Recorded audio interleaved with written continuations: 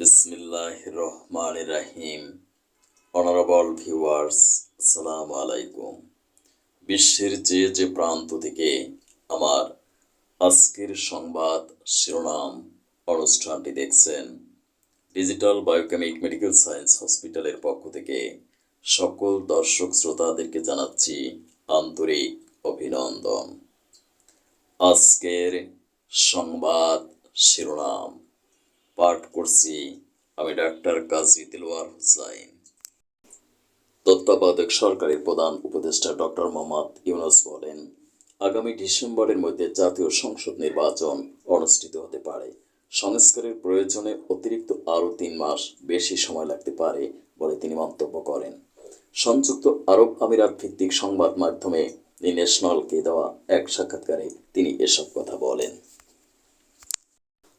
তিনি আরও বলেন, সাবেক প্রধানমন্ত্রী শেখ হাসিনা ও তার দোসরদেরকে দেশে ফিরিয়ে এনে বিচারের মুখোমুখি করা হবে।